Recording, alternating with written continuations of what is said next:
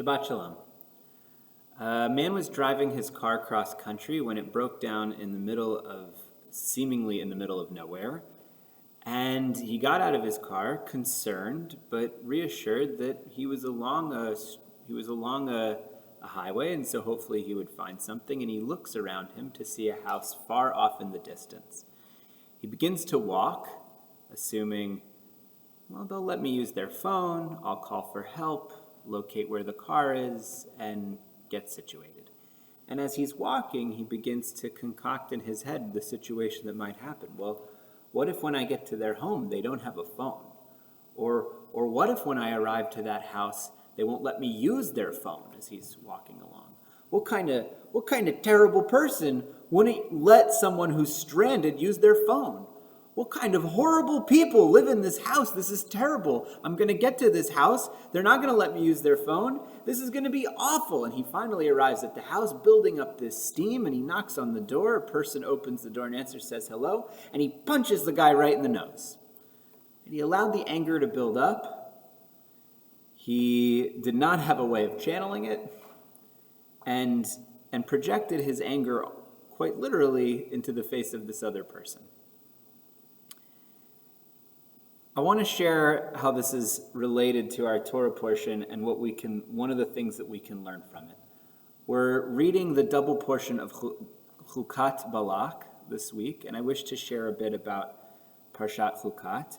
This is the portion that has the famous story of Moses being commanded to bring forth water from a rock by speaking with it, and instead strikes the rock twice to draw water from it. At the beginning of this chapter 20, that tells this tale, we also learn of the death of Miriam, Moses' sister, who cared for him, who looked after him, who was the one who ensured he reached safety when he was placed in a basket in the Nile as a young baby.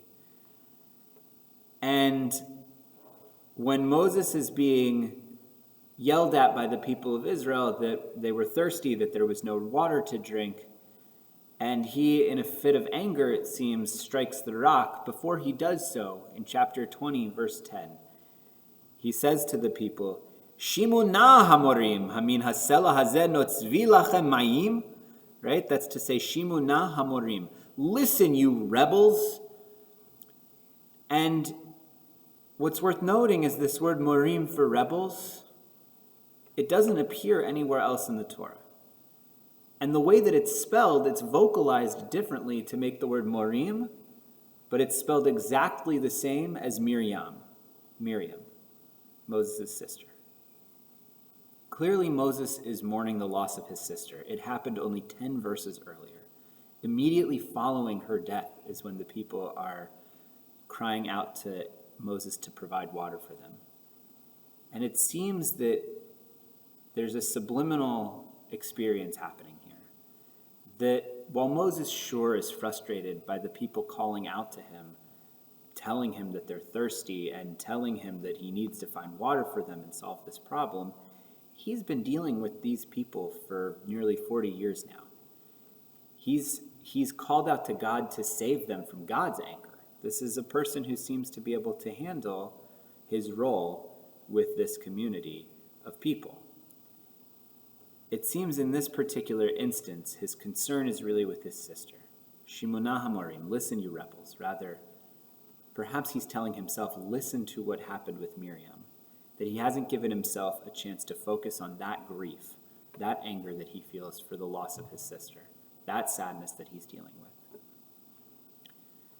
In our world today, there's much to be frustrated about. Although many of us have been venturing outside more and more, we are still relatively contained, having to stay in, having to avoid our normal daily life's activities. And it can be frustrating, to say the least. And anger can be helpful. Righteous indignation has led to all kinds of wonderful outcomes for society, for individuals, for meeting the needs of humanity. And at the same time, we need to be careful how we try to manage and respond to our own frustration and our own anger. Right? Moses here is misdirecting his frustration over the loss of his sister at the people of Israel. Right? The man in the story that I told clearly was frustrated and didn't even get to know who this person was before determining the outcome would not go well in a fit of anger. And so it's my blessing for all of us that as we deal with these feelings of sadness and anger during this difficult time, that we try to sit with them for a moment before we act out against our loved ones, those who are near us. Right? It tends to be those are the people who take the brunt of our frustration.